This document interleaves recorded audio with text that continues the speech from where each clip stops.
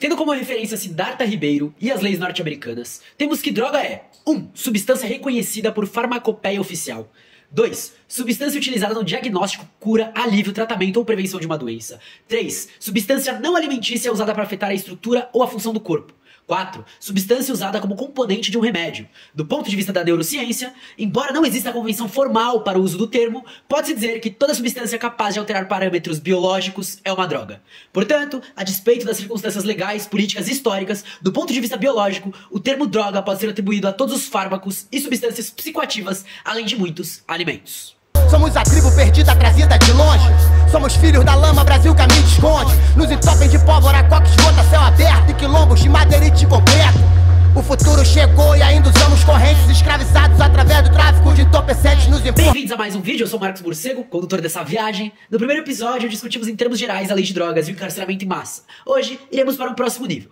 Nesse episódio mantemos a referência principal do livro Lei de Drogas, interpretada na perspectiva da liberdade, de Cristiano Ávila Marona, pela editora Contracorrente. Além de curtir, comentar e compartilhar, segue a gente, ativa as notificações para não perder nada. Além desse trampo, a gente também produz lives, produzimos podcasts nas mais variadas plataformas. Siga a gente neles também, todos os links estão na bio. E é claro, o apoio vai aparecer aí para quem quiser fortalecer a gente financeiramente para darmos continuidade nesse projeto. Um dos principais pontos é retirarmos de discussão a droga como algo separado, seja da natureza, seja da humanidade. Assim como a humanidade e a natureza, as drogas se fazem presentes. Portanto, sem pensarmos no social, a discussão não existe. A compreensão de que os efeitos de uma droga sobre as funções psíquicas não decorrem exclusivamente das propriedades farmacológicas da substância é fundamental para a compreensão de fenômenos complexos como o transtorno por uso de drogas e suas consequências, como é o caso nos Estados Unidos do vício de heroína em veteranos pós-guerra do Vietnã. Sobre a classificação, não existe um padrão, mas existem formas diferentes de se classificar. Dando de uma forma geral aqui, a gente tem 7 categorias. A primeira são os estimulantes do SNC, do Sistema Nervoso Central. Drogas que estimulam o cérebro, aumentam o estado de alerta e vigília, provocam um estado de euforia, intensas sensações de bem-estar e felicidade, aceleram a frequência cardíaca e elevam a pressão sanguínea. Exemplos de estimulantes do Sistema Nervoso Central são cafeína, nicotina, álcool, cocaína, MDMA, êxtase, opioides e anfetaminas como Adderall e Ritalina. Temos o ponto 2, né? Depressores do sistema nervoso central. São drogas que retardam as operações do cérebro e do corpo, reduzem a ansiedade e induzem a sonolência. Exemplos de depressores do sistema nervoso central incluem álcool, barbitúricos, tranquilizantes ansiolíticos, GHB, rohipnol e muitos antidepressivos. 3. Alucinógenos fazem com que o usuário perceba as coisas de forma diferente do que realmente são e causam mudanças subjetivas em pensamentos, emoções e consciências. Os exemplos incluem LSD, mescalina, psilocibina e o próprio MDMA. 4. Anestésicos dissociativos incluem drogas que inibem a dor, cortando ou dissociando a percepção da dor pelo próprio cérebro. Dextrometorfano e PCP, fenciclidina e seus análogos são exemplos de anestésicos dissociativos, sendo que PCP também possui efeito estimulante e alucinógeno a depender da dose utilizada. 5. Analgésicos narcóticos aliviam a dor, induzem a euforia e provocam mudanças de humor. Exemplos de analgésicos narcóticos incluem ópio, codeína, heroína, demerol, morfina, betadona, Vicodin e oxycontin. 6. Inalantes incluem uma ampla variedade de substâncias inalatórias que produzem resultados e efeitos que alteram a percepção. Exemplos de inalantes incluem tolueno, cola de sapateiro, tinta, gasolina, diluentes de tinta, spray de cabelo e vários gases anestésicos. 7. Cannabis. Última categoria adotada pelo DEC é o nome científico da maconha. O ingrediente psicoativo da cannabis é o delta-9 tetrahidrocannabinol, ou THC. Essa categoria inclui canabinoides de origem vegetal e sintéticos, como é o caso do Betavil e Dronabinol, respectivamente. A cannabis e os canabinoides podem apresentar todos os efeitos citados para as outras classes em função da dose utilizada, da experiência anterior do usuário com a cannabis, do ambiente que o usuário se encontra e, como a gente vai se aprofundar em outros episódios também, da própria composição da cannabis, né? Falar sobre drogas é aprender a trabalhar a diferença entre remédio e veneno, a dose. Mas não só isso, é o que permite que continue a ter pesquisas, enquanto a perspectiva moralizante geralmente imputa uma proibição, inclusive dessa pesquisa, colocando muitos obstáculos burocráticos e obstáculos no cinema. Colonizado pela agenda moral que sustenta a proibição desde seu início, o Estado termina por emular, em sua política, a divisão entre droga boa e droga ruim, oferecendo como resposta para as primeiras uma regulação normalmente mais frouxa, como é o caso do álcool no Brasil, e a radical proibição para as segundas. Impede, assim, que matizes menos radicais, que não ignoram os danos potenciais das drogas, possam ser consideradas, de fato, no debate. Até porque, se a gente for falar do risco, no Brasil e no mundo, a mais relacionada com mortes, crimes, lesões, custos econômicos, dependência, mesmo que não seja a mais letal em cada um desses pontos, é a que apresenta o maior nível de danos causados: a bebida. E assim, como o conjunto de riscos associados ao uso de uma substância não guarda relação com seu status normativo, também se verifica essa correspondência quando se analisa especificamente a possibilidade de o uso de uma droga levar ou não à dependência. E aí vocês vão ver que a gente vai estar colocando as referências, vai estar tudo aí embaixo, mas lembrando, essas referências aí são para vocês buscarem, então não vai ter link, só vai ter a descrição delas e as imagens aparecendo aqui das pesquisas. O próprio relatório mundial de drogas de 2022 diz que é necessário frisar que, entre todas as pessoas que fazem uso de droga, somente uma minoria desenvolverá um padrão de uso que necessitará de intervenção pública. Com uma estimativa que cerca de 284 milhões de pessoas usaram algum tipo de droga em 2020, apenas 13% de usuários apresentaram um padrão de uso arriscado, ou seja, menos de 1% da população mundial. Detalhe importante que 209 milhões usaram maconha, ou seja, cerca de 4,1% da população global, sendo a droga ilegal mais consumida. Usando a cocaína, por exemplo, é uma droga utilizada na maioria das vezes no final de semana, com 64% das pessoas usando entre 2 e 10 dias no ano, e o uso regular se dando apenas em 8,8% das pessoas.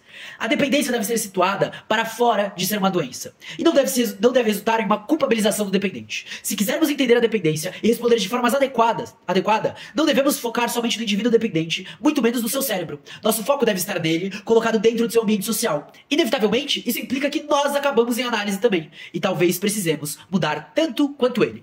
Destaque-se que, entre os fatores que podem aumentar o risco de ocorrência de um transtorno por uso de substâncias e exacerbar suas consequências, encontram-se na pobreza, a baixa escolaridade e a marginalização social. Embora mais pessoas façam uso de droga em países desenvolvidos do que em países em desenvolvimento, e os segmentos mais abastados de uma sociedade têm maior prevalência de uso de drogas, são as pessoas social e economicamente desfavorecidas que apresentam maiores chances de desenvolver um transtorno por uso de drogas. O desemprego pode significar que mais pessoas estão dispostas a trabalhar diariamente para a colheita de ópio e folha de coca, enquanto os traficantes de drogas também podem achar o recrutamento mais fácil. É preciso pensar em planos para garantir a continuidade dos serviços de tratamento, atenção e reabilitação às pessoas usuárias de drogas, proteger os direitos humanos das pessoas que usam drogas e reduzir o estigma, a discriminação e a desigualdade. São os principais objetivos das políticas de saúde pública.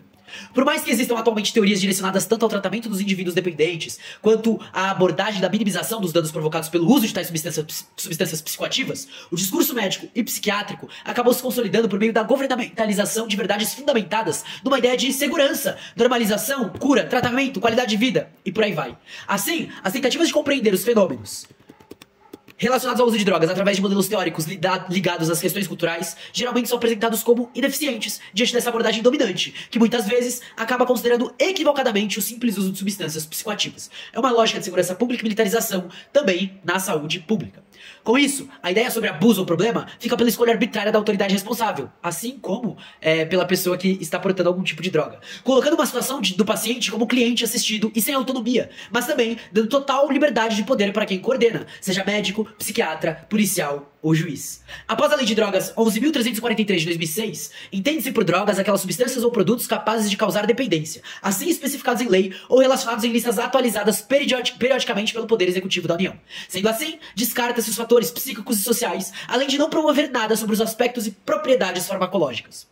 Para a OMS, Organização Mundial da Saúde, o uso problemático será o que traga prejuízos à saúde ou à questão socioeconômica. O uso disfuncional é o que leva a prejuízos nas funções psicológicas ou sociais, por exemplo, perda de emprego ou problemas conjugais. Mas ainda enfrentamos barreiras. Por exemplo, o tratamento para o usuário e para o dependente é o mesmo, ainda que sejam reconhecidos diferentemente na lei. A Fundação Oswaldo Cruz realizou um levantamento nacional sobre o uso de drogas e o álcool é a maior preocupação. A idade de início de consumo do álcool é 15,7 para meninos e 17,1 para meninas. Aproximadamente 2,3 milhões de pessoas apresentaram critérios para a dependência de álcool. Sobre o julgamento moral de indivíduos, o estigma sofrido pelos usuários de drogas pode ser influenciado por diversos fatores: substância utilizada, escolaridade dos participantes e o fato de serem religiosos. Ainda segundo esse estudo de Andrea Galassi, os resultados sugerem que a educação e a informação podem ajudar a reduzir o estigma associado à pessoa que faz uso de drogas. Dessa forma, políticas públicas de esclarecimento seriam importantes para aumentar o sucesso na prevenção e minimização dos danos sociais causados por visões estigmatizadas de usuários de drogas, que é um dos objetivos dessa série de vídeos: destruir estigmas e propor a liberdade. Um exemplo é a criação alarmista de uma epidemia de crack. Por isso, Antônio Lancetti usa o termo contrafissura para exprimir e desmascarar o simulacro da falsa epidemia. O exemplo é o chamado de crack scare nos anos 80 e 90, lá nos Estados Unidos da América, em que foi formulada uma política midiática sensacionalista para filhos com mães usuárias de crack. Mas o que essa política expunha eram famílias em situação de pobreza severa. Crianças com problemas físicos e médicos estavam nascendo da mesma camada demográfica, pelas mesmas razões de sempre. Falta de cuidado pré-natal, má nutrição, abusos físicos, negligência e uso de muitas substâncias. A medida mediática também fez com que as cortes levassem a punir as mães, ou seja, a temática da pobreza ficava extremamente afastada. Mas mais difícil ainda é falar de prevenção, começando pelo fato de que a maior parte de usuários utiliza de forma recreativa as drogas, sejam elas legais ou ilegais. Prevenção significa dispor com antecipação, impedir ou pelo menos reduzir o consumo. O ato de prevenir o abuso de drogas admite 3 níveis de intervenção: primária, secundária e terciária. Na prevenção primária, o objetivo é intervir antes que o consumo de drogas ocorra. Uma vez iniciado o consumo, tem lugar a prevenção secundária, com o objetivo de evitar a dependência, a qual, uma vez constatada, enseja a intervenção da prevenção terciária, que consiste no tratamento. Prevenção do uso tem a ver com iniciativas tendentes a evitar o consumo, por meio da promoção de fatores de proteção, pelo menos deveria ser, como acesso à educação, cultura, esporte, lazer e redução dos fatores de risco, como ansiedade, violência e depressão. Isso nos permite parar de falar sobre prevenção, mas falar sobre educação sobre drogas, assim como abordar sexo, deve ser de uma perspectiva educacional. E aí temos como exemplo uma tentativa, o ProERD, programa coordenado pela Polícia Militar em escolas dos estados brasileiros, e é um reflexo do projeto norte-americano Drug Abuse Resistance Education, DAR, Educação e Resistência sobre Abuso de Drogas, algo desse sentido. Houve apoio financeiro dos Estados Unidos, mas, extensamente estudado nos Estados Unidos, o DARE, vou chamar de DARE, não tem efetividade comprovada, mesmo após 25 anos de reformulações decorrentes de suas primeiras avaliações negativas. O próprio UNODC, que é o escritório da ONU sobre drogas e crimes, disse sobre a inefetividade do DARE e recomendou que não se adotassem modelos igual a ele, baseados apenas na difusão de informação, nos juízos morais e na promoção de sentimentos de medo sobre o uso de drogas, que é o fato que o ProERD faz e que é o que o DARE fazia.